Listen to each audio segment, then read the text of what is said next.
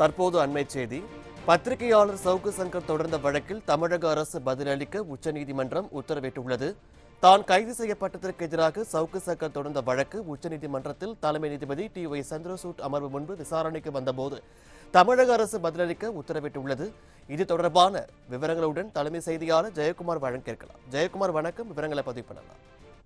வணக்கம் பாலாஜி. பத்திரிகையாளரும் யூடியூபருமான சவுக்கு சங்கர் மீது நீதிமன்றம் விடுவித்த பிறகும் மீண்டும் குண்டர் சட்டத்தில் அவரை கைது செய்திருப்பது குறித்து அவர் உச்சநீதிமன்றத்தில் மனு தாக்கல் செய்திருந்தார். அந்த மனு மீதான விசாரணை இன்றைக்கு உச்சநீதிமன்றத்தில் தலைமை நீதிபதி சந்திரசூட் அமர்வு முன்பாக வந்தது. அப்போது சவுக்கு சங்கர் தொடர்ந்த மனு மீது தமிழக அரசு குறிப்பாக பதிலளிக்க வேண்டும் என்று உச்சநீதிமன்றம் உத்தரவிட்டிருக்கிறது.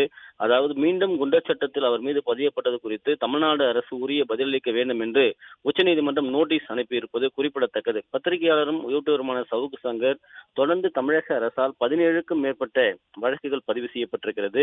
இந்த 17 வழக்குகளும் தனித்தனி பிரச்சனைகளுக்காக பதிவு செய்யப்பட்ட வழக்குகள் அல்ல. ஒரே பிரச்சனைகளுக்காக இந்த 17 வழக்குகளும் பல்வேறு இடங்களில் அவர் மீது வழக்கு பதிவு செய்யப்பட்டிருக்கிறது. அதற்காக அவர் மீது குண்டர் சட்டம் போடப்பட்டது.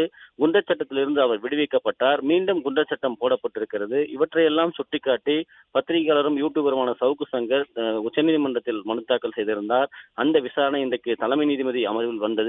குறிப்பாக குண்டர் சட்டத்தில் அவர் அடுத்திருக்கிற அது தொடர்பான ஒரு வாதமும் நடைபெற்றது.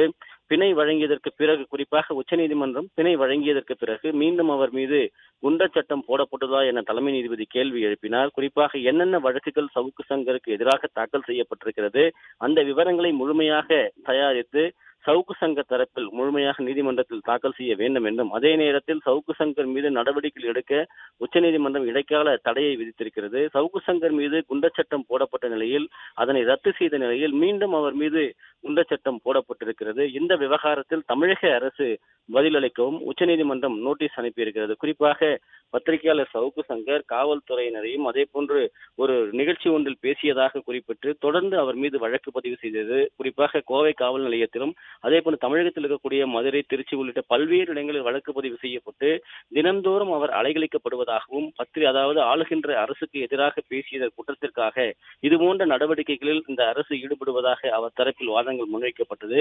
குறிப்பாக நீதிமன்றம் விடுவித்த ஒருவருக்கு மறுநாளே இதுபோன்ற ஒரு குண்டர் சட்டம் வழங்கி இருப்பது எப்படி இதனை ஏற்றுக்கொள்ள முடியும் என்றும் அவர் தரப்பில் வாதங்கள் மேற்கொள்ளப்பட்டது. இதனை ஏற்றுக்கொண்ட நீதிமன்றம் தற்போது தமிழக அரசுக்கு நோட்டீஸ் வழங்கி உச்சநீதிமன்றம் தமிழக அரசிற்கு நோட்டீஸ் வழங்கி உத்தரவிட்டிருக்கிறது.